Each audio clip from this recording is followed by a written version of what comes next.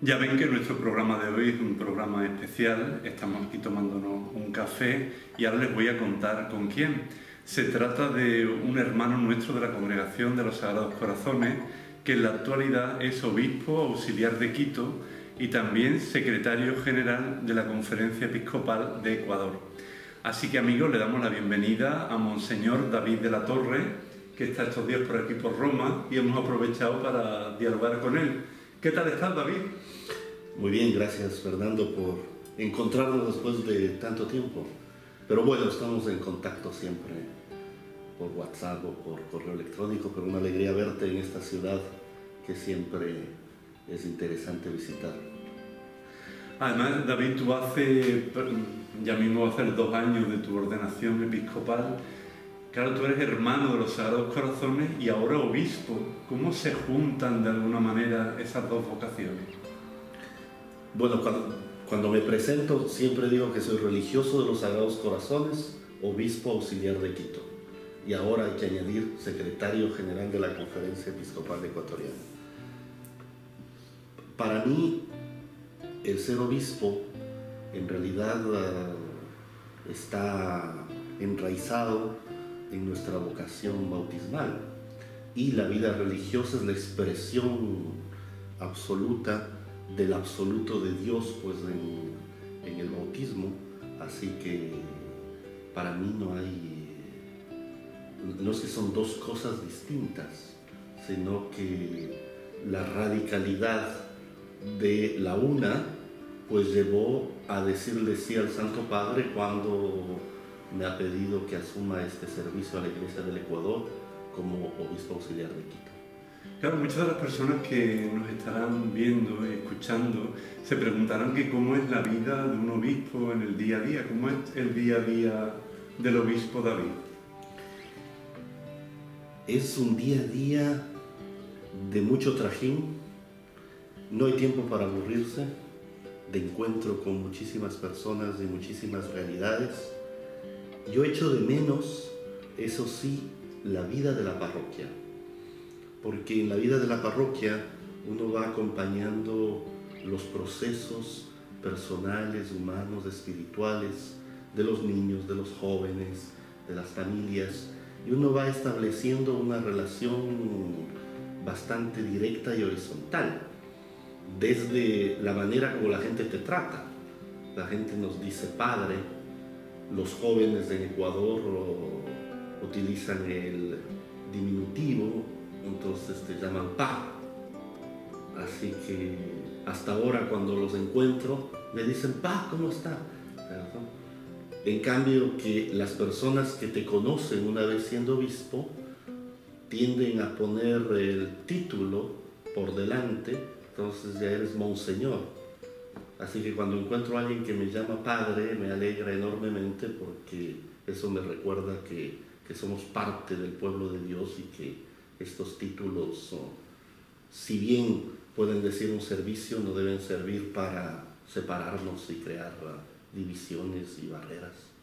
Tú también has sido formador de los jóvenes en la congregación y has sido superior provincial, creo que durante 10 años, pero a mí me parece que una de las etapas que más te ha marcado ha sido la de párroco de los Sagrados Corazones en San Carlos, allí en Quito.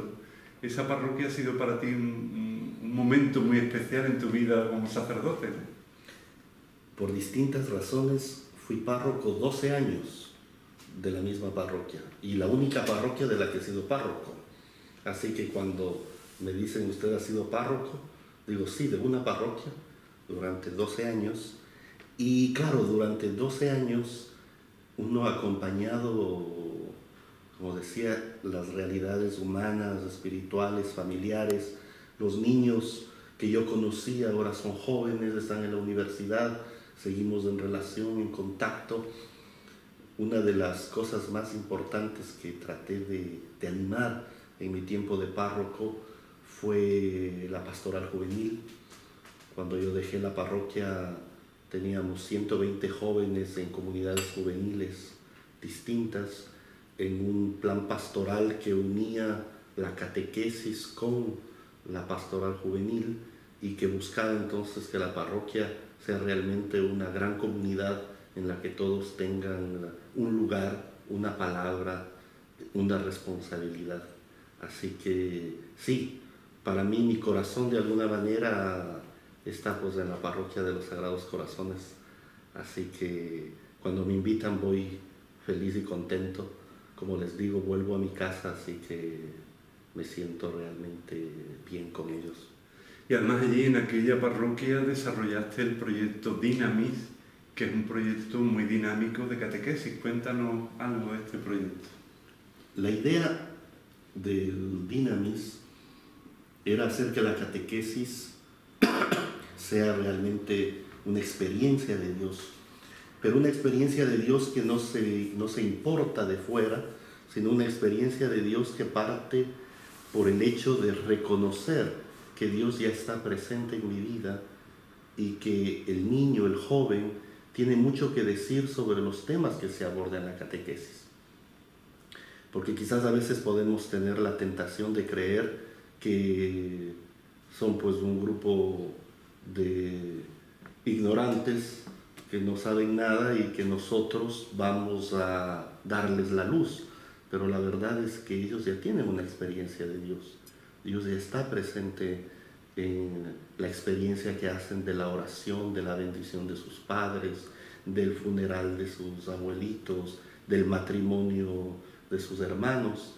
Entonces, trata de partir de esa experiencia, luego hacer que esa experiencia alcance algunas ideas doctrinales, que creo que en este momento es siempre importante cuando hay tanto ruido, tanta palabrería en el mundo, que puedan tener claro algunos conceptos de la fe cristiana y también que eso les lleve a una acción concreta. Entonces, así nació y sé que continúa. En realidad ya he tenido poco tiempo de seguir profundizando teológicamente, pedagógicamente en el tema, pero el otro día en el Facebook vi que estaban dando clases del método en la parroquia, así que bueno, me imagino que lo han mejorado y perfeccionado. Qué bien. Bueno, como están ustedes viendo, David de la Torre es un pastor muy dinámico, con mucha creatividad, y creo que también en la Archidiócesis de Quito fundaste el Centro Teológico Pastoral para Laicos. Sí, esa es una iniciativa conjunta con un grupo de 6 sacerdotes jóvenes que fueron alumnos míos en la Facultad de Teología y que vinieron a estudiar a Roma. Entonces, en uno de esos viajes a Roma, los invité a comer una pizza y en el metro, cuando ya cada uno iba quedándose en su parada, de acuerdo a donde vivían, el último me dijo: Padre, y ahora, cuando regresemos a Ecuador, ¿cómo podemos compartir lo que nosotros hemos aprendido? Y ahí entonces surgió la idea de hacer algo. Cuando volvieron, nos reunimos y nació el Centro Teológico Pastoral Arquidiocesano, CTPA. Ahora, cuando empezamos, dijimos, bueno, si hay unos 20 inscritos, será un éxito. Tuvimos 150. Entonces eso decía bien, un poco quizás lo que decía hace un momento, cómo el Espíritu nos precede y cómo en realidad esta iniciativa respondía realmente a una necesidad concreta de los laicos, que creo que es uno de los grandes desafíos de la Iglesia en este momento, formar a los laicos en su fe, en su responsabilidad, en su identidad, en su pertenencia al pueblo de Dios, en su vocación particular. Bueno, ¿quieren un chocolatito o algo? Que estamos aquí muy serios y yo creo que estos chocolatitos... Muy bien, gracias. Que creo que son de Bélgica. Pero deben ser cacao ecuatoriano. Seguramente, claro. Porque el mejor cacao es del ecuatoriano, así que... David, claro, tú estás ahí inmerso en la parroquia de los Sagrados Corazones y entonces supongo que te llama el nuncio apostólico. A ver, yo ya había dejado un mes antes la parroquia, porque después de 12 años, yo pensaba que ya era un buen tiempo de hacer otra cosa. Aunque mi corazón afectivamente me pedía quedarme, pero mi razón me decía que era bueno tener otra experiencia, sobre todo también por el pueblo de Dios. Y entonces teníamos el proyecto de hacer un año sabático en la Universidad de Laval, en Quebec. Yo había hecho mis estudios de teología en París y conocía muy bien, somos grandes amigos, con el decano de la Facultad de Teología de Laval, Gilles Routier, que es un experto en todos los temas del Concilio Vaticano II. Así que la idea era ir a Laval, a Quebec, hacer un año de postdoctorado y poder después volver. Así que entre lo uno y lo otro me llama el nuncio y me dice que el Papa me ha nombrado obispo auxiliar de Quito. ¿Y tú ahí cómo te quedas? ¿Cuál es la reacción cuando te llaman por teléfono? Además no estabas en Ecuador, ¿no? Estabas en una reunión fuera del país. No fue justo antes de salir a la reunión. Yo salí a la reunión el domingo. ¿Ibas a Chile? A Chile. Iba a Chile el domingo y el sábado me escribe el nuncio y me dice: necesito hablar contigo el lunes, mañana regreso a Ecuador, porque el nuncio estaba en Madrid, porque es español. Y entonces yo le respondo: lastimosamente el lunes estaré en Chile. Y el nuncio se pone nervioso porque él imagina que puede ser un capítulo provincial, un capítulo general, y dice: capaz que este hombre ya no regresa, o capaz que algo pasa. Así que me dice: ¿te puedo llamar inmediatamente? Le digo: por supuesto. Y ahí entonces por teléfono me dijo eso. Y tiene que ser una noticia así que sobrecoja un poco, ¿no? O sea, la verdad que he temblado creo que una semana. Entonces, pero yo le dije sí inmediatamente, porque yo soy consciente que el ministerio episcopal es un servicio necesario a la Iglesia. Y si el Papa me lo pide, en realidad no tengo razón para decir que no. Y después de haber sido 10 años provincial, después de haber pedido a tantos hermanos muchas cosas, muchos cambios, muchos servicios, no me veía yo ni siquiera en la condición de decirle: deme 2 días para pensar, deme 3 días para pensar. Entonces le dije que sí y bueno, y aquí además, estoy. En la consagración episcopal, en esa ordenación, tú se te veía visiblemente emocionado y tus palabras finales también estabas, que menos mal que tenía el báculo para verte de alguna manera, ¿no? Sí, fue una ceremonia también muy bonita que te acompañó nuestro superior general Alberto Tután. Así es. Bueno, el arzobispo de Quito, el monseñor Alfredo José Espinosa Gonzalesiano, es un hombre buenísimo, con un corazón muy grande, y la verdad que él puso mucho corazón en la ordenación, en los preparativos, en la atención, en sus palabras, en la homilía. Así que yo, que soy parco y frío, entonces me tocó dejarme sacudir un poco por la calidez del espíritu.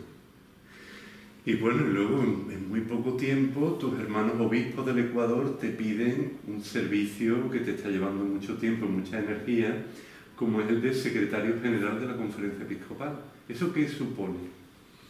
El secretario general de la Conferencia Episcopal, al menos de la ecuatoriana, es un poco el que coordina todas las actividades administrativas y pastorales de la conferencia. Entonces exige estar presente en las reuniones en las que se planifican los proyectos de la conferencia, exige la relación con las personas que trabajan para nosotros, proyectos de distinta índole que tenemos que ir llevando a cabo. Entonces exige sí mucho trabajo. Felizmente tenemos un consejo de presidencia en la que hay mucha unidad, mucha fraternidad, hay mucha sintonía. No que pensemos igual, pero en el que somos capaces de escuchar lo que el otro está diciendo y al final tomamos una decisión que la asumimos juntos y la llevamos juntos adelante. Así que por esa parte no estoy solo, pero sí exige mucho tiempo, al menos en este primer momento. Bueno, pues vamos a seguir continuando nuestra conversación por algunos rincones de esta casa general, para que también pues, nuestros amigos puedan ver un poquito la casa y también algunas imágenes del padre Damián. Y bueno, vamos a pasar también por la capilla, así que seguimos con nuestro café y nos vamos para otro lado, ¿vale? Muy bien, excelente.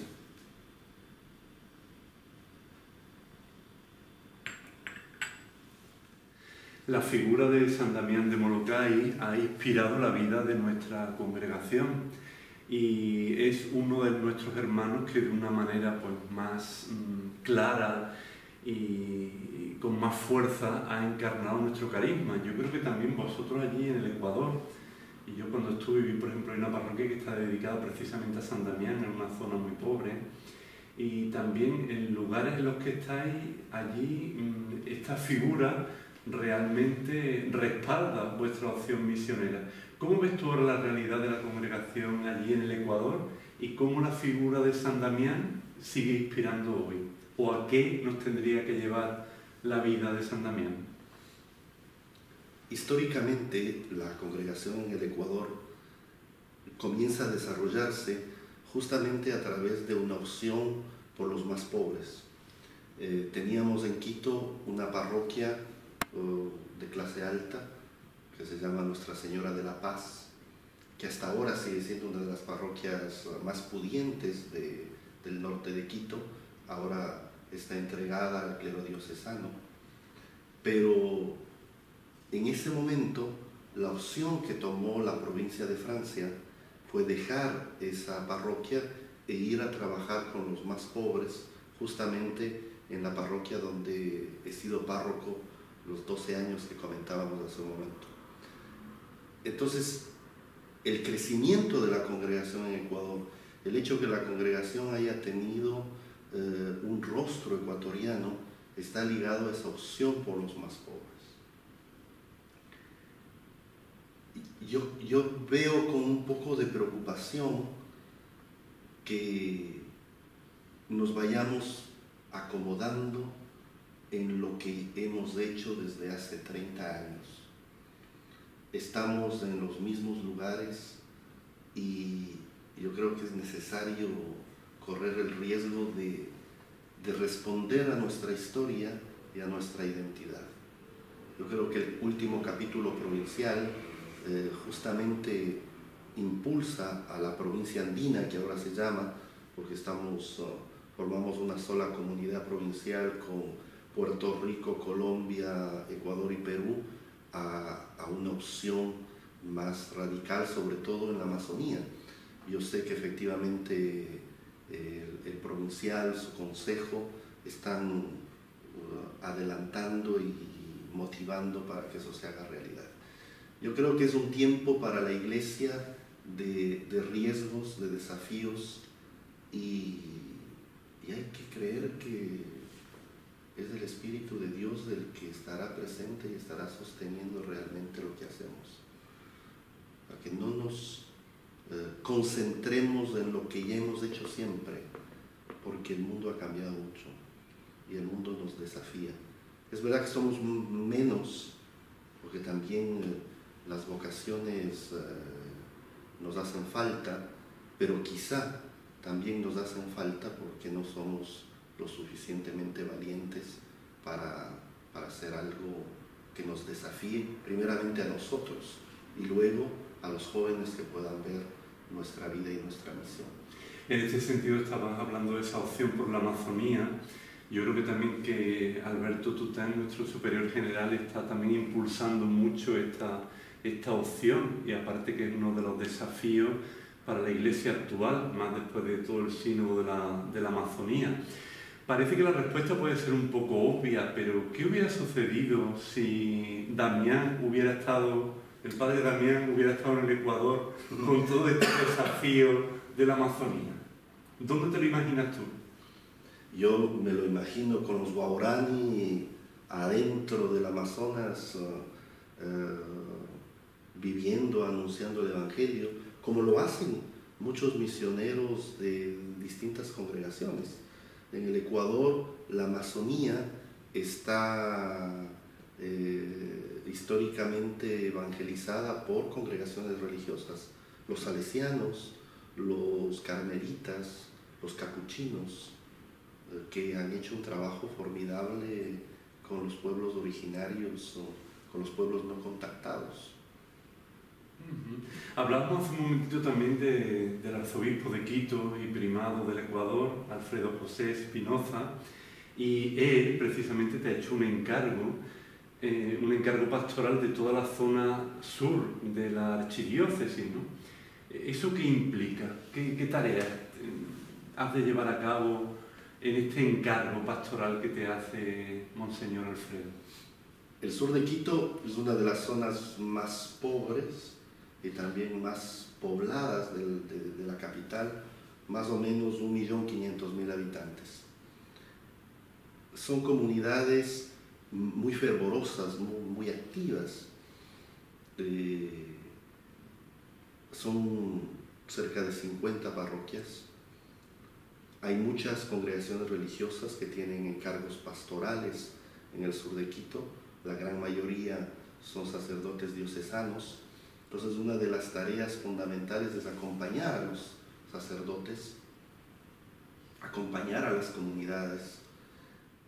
En el tiempo de pandemia, todos los domingos celebré la Eucaristía en las parroquias del sur de Quito, que estaban cerradas. Entonces, cada domingo iba a una parroquia, celebraba la misa con el párroco, la iglesia estaba vacía. Teníamos un equipo de comunicación que grababa la Eucaristía para transmitirla por Facebook, y después visitábamos la parroquia, no había nadie. Desayunábamos juntos, conversábamos, y yo creo que una de las primeras cosas en esta primera fase al menos es tomar contacto con la realidad, conocer a los hermanos. Conozco a una buena parte, porque al haber sido durante 20 años docente en la Facultad de Teología, donde se forman los sacerdotes de la Arquidiócesis de Quito, los conozco desde la época de estudios. Entonces eso crea ya una familiaridad también. Claro, ellos, por ejemplo, me dicen padre, dicen, ay, perdón, monseñor.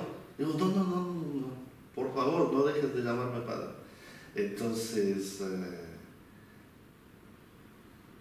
hay también siempre dificultades, problemas. La gente sabe que uno de los interlocutores directos que puede tener es el obispo encargado de la zona, de la vicaría, no para que uno sirva de buzón de quejas, sino para que encuentren también una autoridad cercana que pueda ayudarles a relativizar también ciertas cosas que quizá no son tan graves como puede parecer, ¿no? A veces problemas entre grupos, entre comunidades, o lo que sea. Entonces es un trabajo en este primer momento de acompañamiento, de conocimiento de la realidad, de estar cercano a los sacerdotes, de que encuentren una autoridad que no está por encima de ellos, sino una autoridad que los escucha y que también está atenta para ayudarlos a que se desarrollen, ¿no? Entonces esa es una cosa bonita que nos ayuda, por ejemplo, en el momento de los cambios, porque ya no hacemos el cambio simplemente como mover fichas de un ajedrez, sino los cambios tomando en cuenta las realidades pastorales de la comunidad parroquial, pero también tomando en cuenta la realidad del sacerdote. Además, este encargo pastoral lleva consigo la coordinación de los colegios de la archidiócesis, que son varios colegios, ¿y eso qué implica? Ese es un desafío, para mí el desafío más bonito que tengo, la educación. Yo creo que los colegios, las instituciones educativas católicas, deben trabajar mucho más en su identidad y en su propuesta pastoral. Entonces, una de las cosas que estamos llevando a cabo es ayudar y sostener los procesos pastorales de estas unidades educativas para que no sea una más, para que haya una diferencia entre educar a mis hijos en un colegio regentado por el Estado y un colegio con identidad católica. Que la identidad católica no esté en el nombre o en el crucifijo del aula, sino que esté en un estilo de estar juntos, en un estilo de encuentro, en un estilo de trabajo. Y eso vamos haciéndolo con el equipo de docentes, de autoridades. Hay también siempre una parte administrativa, porque son colegios de clase popular. De los 17 colegios, todos tienen pensiones muy bajas, así que también ahí hay un desafío administrativo de buscar recursos, de tratar de ayudar a que trabajemos en red para que lo que un colegio puede hacer por el otro lo haga. Y ahí hay un desafío, como digo, bonito. Y claro, también en todo este desafío educativo y en otros desafíos que tenéis como iglesia en el Ecuador, supongo que las relaciones, más estando en la Secretaría General y en la permanente de la Conferencia Episcopal, serán las relaciones con el gobierno del país, ¿no? Entonces, ¿cómo son esas relaciones de cara a la educación o de cara a todos estos temas que benefician a la comunidad en general?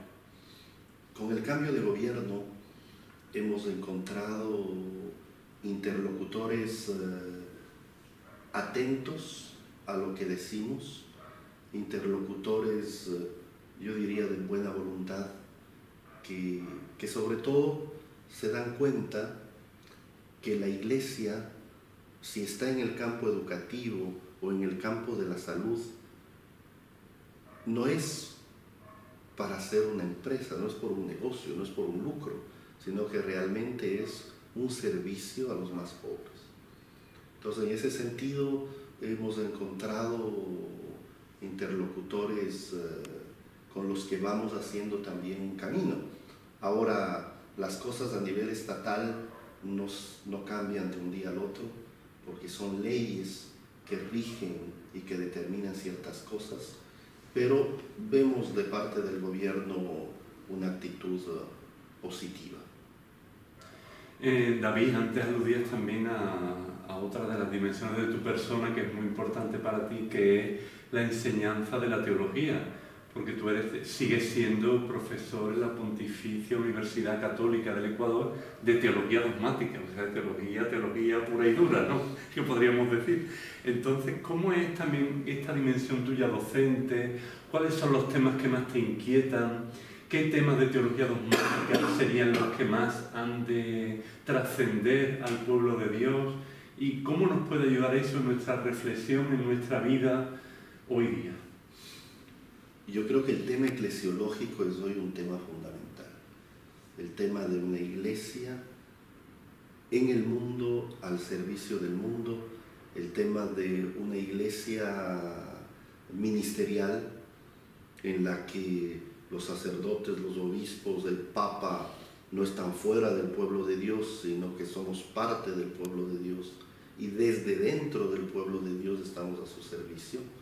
Yo creo que ahí hay todavía mucho que hacer. La relectura del Concilio Vaticano II tiene que ser una relectura espiritual, existencial, una relectura que realmente nos cuestione nuestras prácticas, porque hay que reconocer que a pesar de haber pasado más de 50 años del concilio, en nuestra cabeza o en la cabeza de muchos de nosotros seguimos teniendo la estructura de esta iglesia preconciliar en la que la pirámide era la que sostenía finalmente la iglesia. Y duele, a mí me duele cuando la gente habla de la iglesia, la misma gente que participa de los grupos parroquiales, de los grupos apostólicos, cuando dice iglesia, no se incluyen, se ponen fuera. O cuando la gente te dice, padrecito, le voy a ayudar este año más. Como que entienden que yo soy la iglesia, la misión de la evangelización es mía, vienen a ayudarme a mí. Entonces ahí hay un disfuncionamiento eclesiológico que hay que corregirlo. Y yo creo que en el corazón de la gente está hecho, pero hemos trabajado muy poco en la formación. David también en nuestro programa, lo saben nuestros amigos que siguen Cruzando Fronteras, normalmente tenemos alguna sorpresa al invitado. Y vamos a dar un salto, estamos desde Roma, pero nos vamos a ir hasta Chile, porque allí hay un hermano de la congregación, René Cabezón, que quiere hacerte alguna preguntita y también unirse a nuestra conversación. Así que si te parece, escuchamos a René y ya le responde a la super pregunta que te va a formular. Okay. Estimado Fernando Cordero, por tu intermedio quisiera saludar a David de la Torre, Sagrados Corazones, religioso a quien conozco, y quisiera expresarle mi cariño, mi cercanía, mi oración, mi afecto en estos tiempos que ha asumido la tarea de obispo auxiliar de Quito y también secretario general de su conferencia episcopal.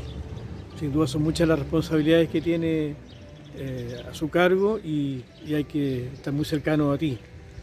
Una de las preocupaciones que ha afectado a la iglesia chilena, internacionalmente sabemos de la situación, es la problemática de los abusos en la iglesia, abuso de poder, de conciencia y sexual. Quisiera preguntarte, pensando en todas las iglesias de nuestro continente y esta preocupación central que ha tenido el Papa Francisco al respecto, ¿cuáles son las medidas que ustedes como Iglesia de Ecuador y los obispos en particular están llevando adelante lo que es la prevención, la capacitación y también la reparación? Y esa formación, cómo se está implementando a nivel de los laicos, de los religiosos, de las religiosas y los clérigos. Una tarea sin duda que no podemos dejar de tener una prioridad para ella. Entonces, junto con darte el ánimo y la fuerza, quisiera dejarte plantear esta preocupación y esta pregunta. Saludos y muy unidos en los Sagrados Corazones, David. Un abrazo, René, gracias por los saludos, por la oración, por la pregunta, aunque me haces una pregunta siempre difícil y complicada. En Ecuador, la conferencia episcopal, como la gran parte de las conferencias episcopales, trabajamos activamente en la elaboración de un protocolo de prevención. Este protocolo de prevención nos ha llevado a hacer varias sesiones de formación con los sacerdotes, con los párrocos. En Quito, por ejemplo, tuvimos un mes entero de formación sobre el tema de la prevención y ahora hemos iniciado la transmisión de ese protocolo a las parroquias, a los laicos, porque nos hemos dado cuenta que no solamente hay que cambiar el corazón y la cabeza de los presbíteros, de los religiosos, sino también hacer tomar conciencia de la gravedad de estos temas a los laicos, porque en muchas situaciones los laicos siguen siendo de alguna manera complacientes con estas actitudes de abuso, porque han idealizado tanto la figura del sacerdote que en muchos casos o les cuesta creer o en otros prefieren mirar a otro lado. Entonces, una de las acciones fundamentales que estamos llevando a cabo este tiempo es este proceso de concientización de la gravedad de cualquier tipo de abuso entre los laicos.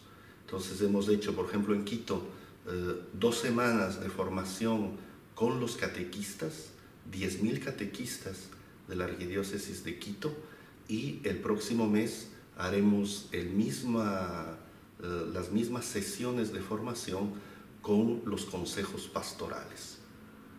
Creo que este tema de los abusos es un tema que compete a toda la Iglesia, porque está en juego nuestra opción por el más débil, el más pobre, el más vulnerable. Ahí se juega en definitiva la credibilidad de nuestra palabra, la credibilidad de nuestra opción por Jesucristo. Así que vamos haciéndolo. Lo hacemos también entre lágrimas, porque como obispos estamos confrontados a situaciones muy difíciles de parte de los sacerdotes, de parte de las víctimas. Así que a mí me desgarra el alma cuando escucho un testimonio de abuso, cuando tengo que hablar con un sacerdote que ha sido denunciado, cuando hay que empezar rápidamente el proceso de investigación. En Ecuador eso está clarísimo. El proceso lo realizamos inmediatamente. A cualquier noticia crímenes, como se dice, pues actuamos inmediatamente. No tenemos derecho a guardar eso en un cajón, no tenemos derecho a mirar para otro lado. Hay que enfrentar esto, aunque, como te digo, nos duele a nosotros obispos profundamente. David, acabas de llegar del Congreso Eucarístico Internacional que se ha celebrado en Budapest, en Hungría. ¿Cuál ha sido tu experiencia en este Congreso Eucarístico? Primero ha sido una inmersión en la religiosidad de un pueblo que no conocía. Hungría ha estado 50 años bajo el régimen comunista. Uno puede pues imaginar que después de 50 años de ateísmo de Estado, pues la fe había sufrido mucho, ¿no?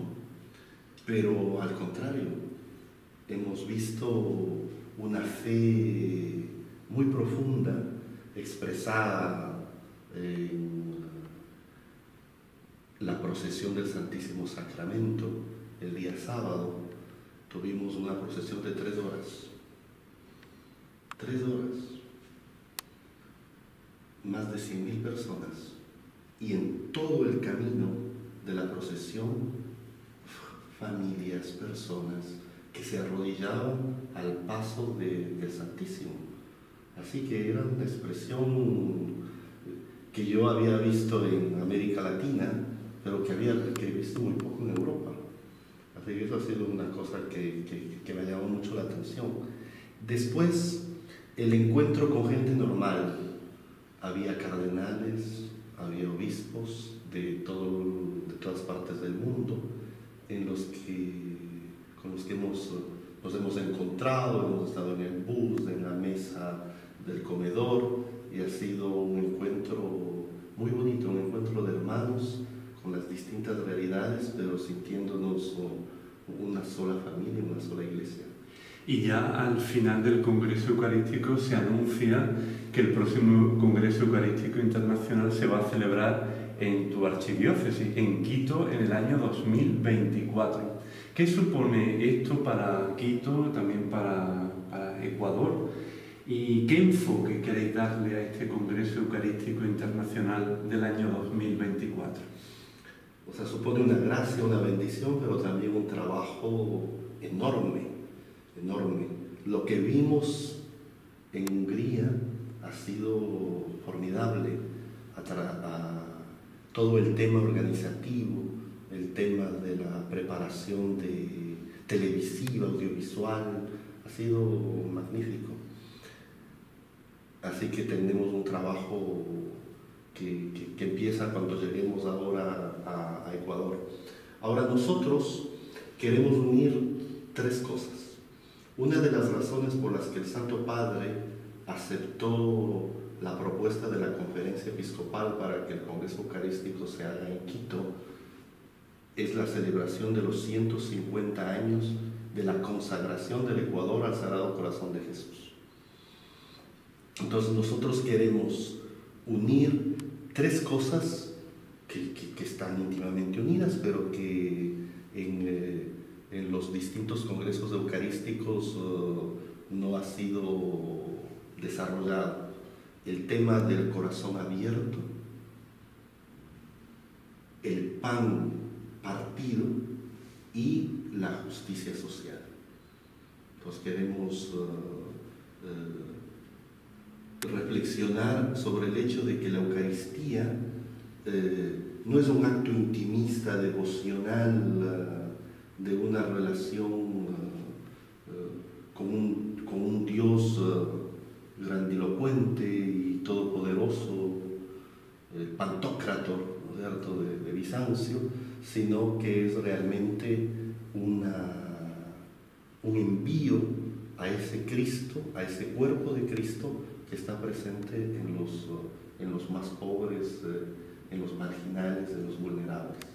Así que esa es la opción que nosotros queremos dar. Hemos tenido el día de ayer 3 horas de reunión con el Comité Pontificio para los Congresos Eucarísticos, así que ahí les hemos presentado nuestras propuestas y se entusiasmaron con las propuestas. Bueno, yo creo que va también en la línea del magisterio del Papa Francisco, ¿no? Entonces no podemos pensar la Eucaristía como algo abstracto, sino la Eucaristía como algo que toca nuestra vida en la relación con la sociedad. Pues nada, mucho ánimo con toda esa preparación de este evento eclesial mundial, pues que seguro que tendrá muy buenos frutos y nos hará profundizar aún más en este gran misterio de la Eucaristía para nuestra vida. Así es. Estamos hablando antes también de la composición de la ejecutiva de la Conferencia Episcopal, y Monseñor Cabrera, arzobispo de Guayaquil, es el actual presidente de la conferencia. Entonces, cuando fuisteis elegidos del nuevo equipo de la Conferencia Episcopal, él hizo algunas declaraciones que yo creo que muy interesantes. Una de ellas hablaba, mirando a la sociedad del Ecuador, de que es tiempo de acuerdo, no es tiempo de divisiones. Nosotros fuimos electos el mes de noviembre del año pasado, justo en el momento en el que el Ecuador estaba en la campaña electoral para las elecciones presidenciales. Estábamos antes de la primera vuelta y el Ecuador, después de 14 años bajo el régimen marcado por la figura del presidente Rafael Correa, estaba muy dividido. Divisiones que afectaban familias enteras, los que estaban a favor, los que estaban en contra. No solamente que el estilo del presidente Correa era un estilo de confrontación, sino que hizo de ese estilo una estrategia política que ha hecho mucho daño al Ecuador, ha hecho mucho daño al país, ha hecho mucho daño a las familias. Entonces es por eso que una de las declaraciones de la Conferencia Episcopal, de las primeras declaraciones que hicimos nosotros al asumir el servicio del Consejo de Presidencia, era invitar a los candidatos presidenciales a no marcar las diferencias, las divisiones, porque las diferencias son legítimas y justas, pero no hacer de la división y de la confrontación un proyecto político, sino de buscar justamente cómo podemos volver a ser una nación, cómo podemos volver a ser un solo país. Entonces ese es el sentido de lo que buscamos, contribuir a la comunión, a la fraternidad, contribuir como iglesia a mediar en los distintos conflictos que existen en una sociedad, que no nos vean como dependientes y sirvientes de ningún bando, de ningún sector de la sociedad, sino que guardemos nuestra libertad del Evangelio y también nuestra voz profética en medio de esta situación también convulsiva que se vive en América Latina, en parte también a causa de la pandemia, ¿no?, que ha venido a sacudir toda la sociedad. También Monseñor Cabrera se hacía eco de otra preocupación que tenéis los obispos del Ecuador, que es la de la corrupción. Y decía él en su discurso que los obispos del Ecuador os ibais a comprometer a elaborar programas de acción con miras a fomentar valores tales como la honestidad y el respeto al bien ajeno. Yo creo que el mal mayor de la sociedad ecuatoriana, de la política ecuatoriana, del quehacer político en el Ecuador, es la corrupción. En estos días en la Asamblea Nacional, yo creo que de 110 asambleístas hay ya más de 30 que están denunciados por corrupción. Entonces, hemos hecho de la corrupción una práctica de lo político. Y claro, eso tiene consecuencias nefastas, no solamente porque la corrupción termina siendo pagada por los más pobres, porque el dinero de la salud, el dinero de la educación va finalmente, ya no va a los más pobres, sino termina en cualquier paraíso fiscal, sino que también hace que los jóvenes vean la política como algo nauseabundo, y eso tenemos que hacer algo para que eso cambie. Una de las cosas que estamos haciendo en este momento es implementando una academia de formación política en el Ecuador. No para formar un partido católico, sino para que cada persona, desde su opción política, desde el partido al que pertenezca, sea de izquierda, de derecha, de centro, pueda ser una presencia desde su identidad católica. Entonces, ahí hay mucho que hacer, pero la corrupción está en todos lados. La corrupción está en todos lados. Y creo que nosotros como iglesia tenemos que hacer también hacia adentro una evaluación, porque creo que podemos y debemos ser más transparentes en nuestras cuentas, en nuestros proyectos, en la manera de cómo gestionamos los recursos que tenemos.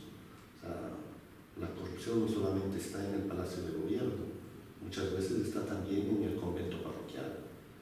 Así que tenemos que comprometernos todos y dejarnos acudir.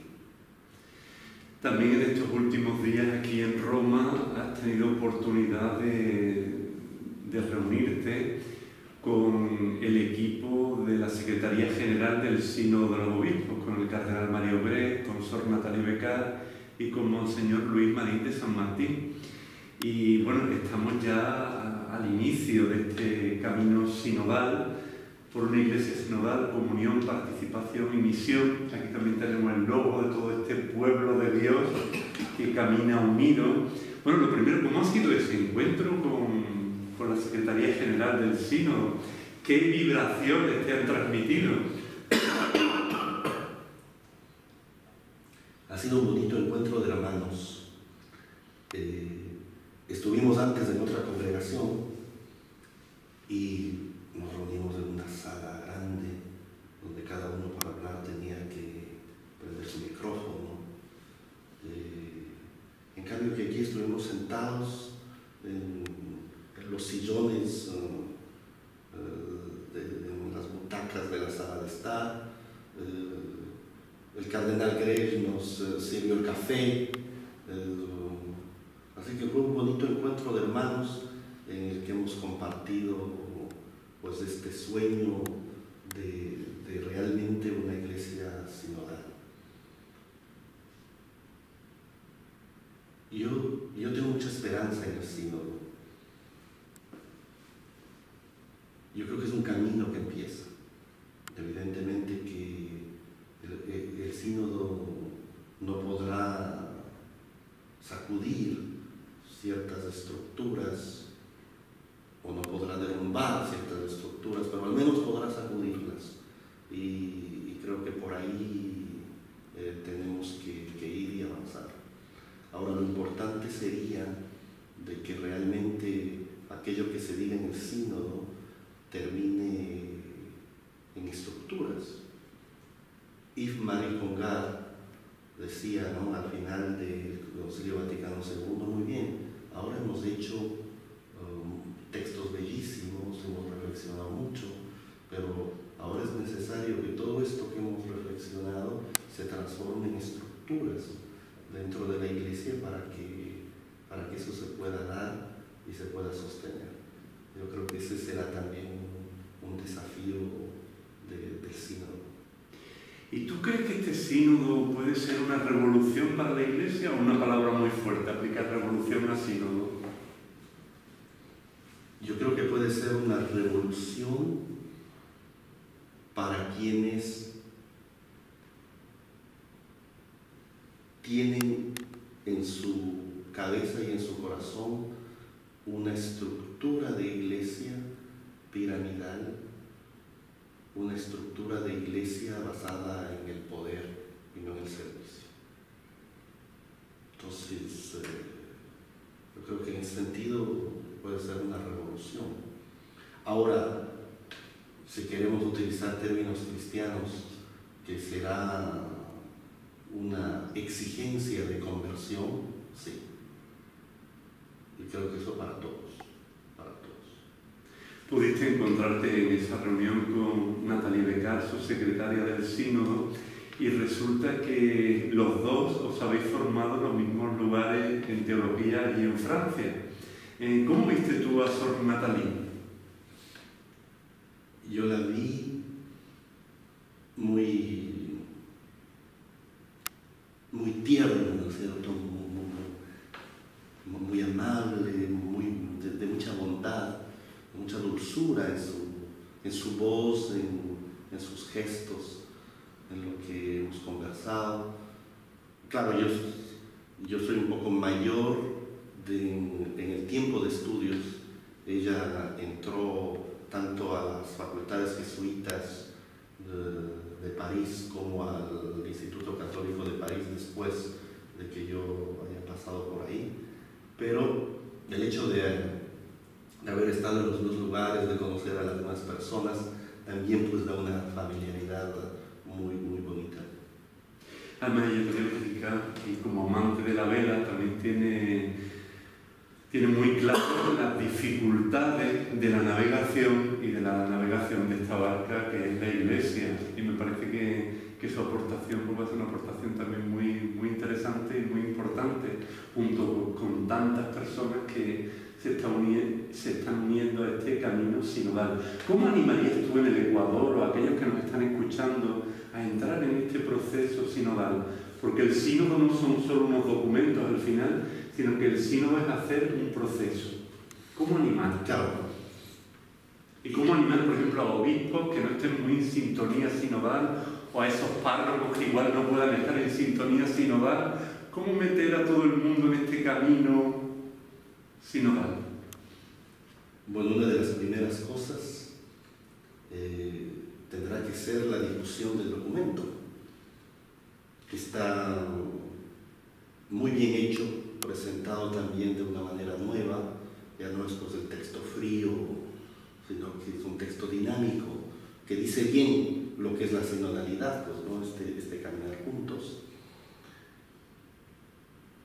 Luego tendremos tenemos que ir organizando grupos de reflexión, de trabajo, de animación, ir creando distintas direcciones o lugares para que se pueda ir reflexionando. Siempre es difícil a causa de, creo, la pandemia sigue de alguna manera presente, aunque ya estemos vacunados, pero las diócesis y las parroquias y los grupos todavía no están al 100% de su dinamismo. Y justamente yo creo que una de las cosas importantes es presentar el sínodo como una respuesta eclesial a la realidad de la pandemia. Recuerdo a Papa Francisco en la Estacio Orbis en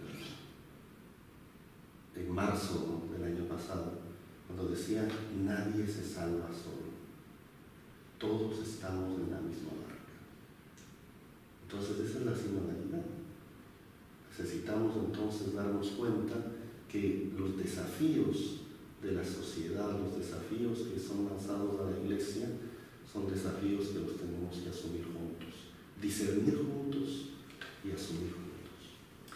Pues de estos documentos que nos estabas hablando, todos ellos, tanto el documento preparatorio, el vademecum, el logo con su explicación, los podemos encontrar en la página web del sínodo, Sinodbad, que ahora está apareciendo también en pantalla.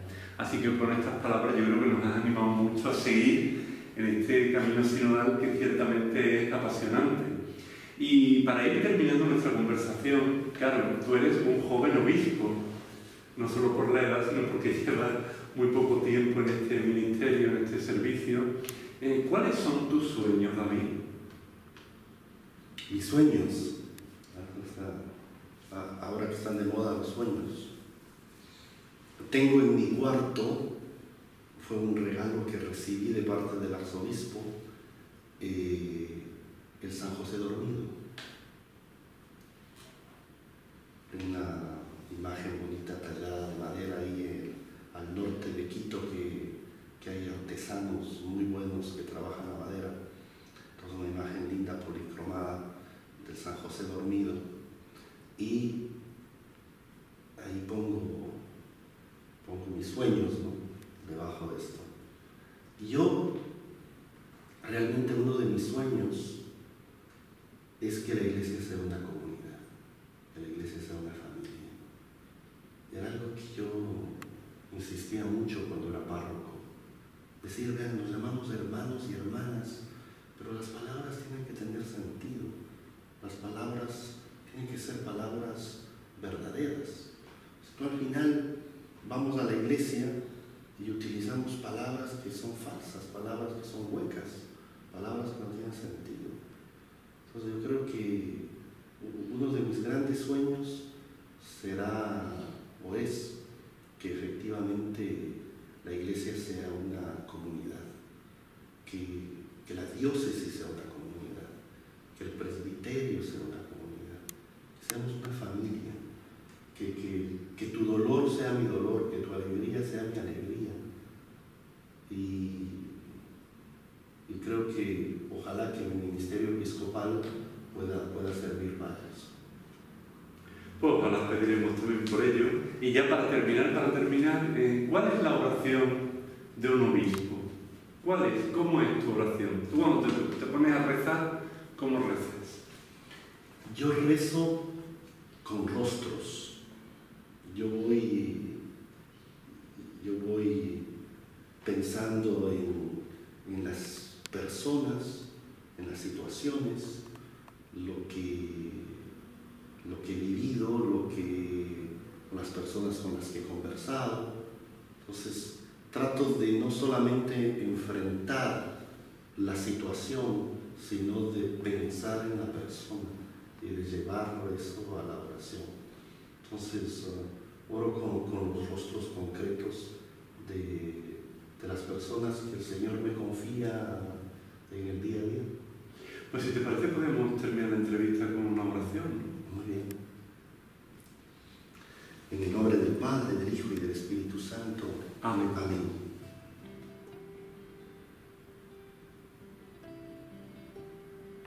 Señor Jesús, ayuda a tu iglesia a ser realmente una familia de hermanos.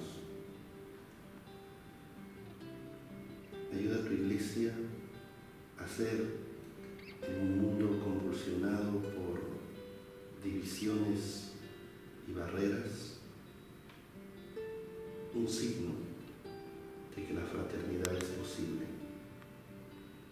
un signo de que el otro no es un peligro ni un enemigo, que el otro es un hermano, un compañero de camino, alguien del que podemos recibir mucho y al que podemos dar algo. Pon en el corazón de cada bautizado, en el corazón del Papa, de los obispos, del pueblo santo de Dios,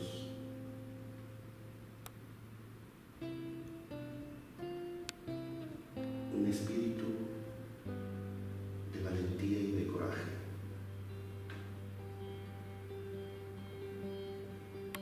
que seamos fieles a tu amor, que seamos fieles a tu presencia misteriosa y pobre, frágil e indefensa en este mundo.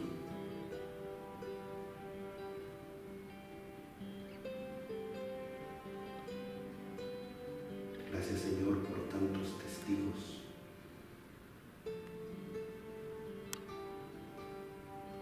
que a tiempo y a contratiempo nos han ayudado a definir el camino que nosotros hoy podamos caminar junto a ellos.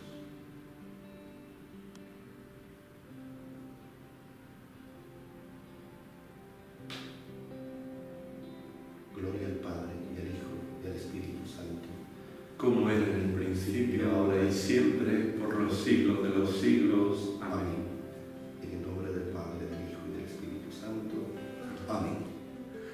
Pues David, muchas gracias por esta entrevista, también por esta oración tan personal, por todo lo que has compartido con nosotros en la conversación y también por estos días de convivencia, de oración aquí en esta Casa General, y desearte todo lo mejor en ese servicio, en esa misión en Ecuador, y también tan unido a la Iglesia Universal en este camino sinodal al que estamos todos también emplazados. Damos muchas gracias en este programa a nuestro hermano Tomás Sucotri Rajarjo, que ha hecho de cámara con mucha paciencia y con mucha efectividad, Romo Tomás, y transmite también nuestro saludo, David, a los hermanos y a las hermanas, a los laicos en Ecuador, y mucho ánimo con todo. Hasta muy pronto. Muy bien, gracias a ti.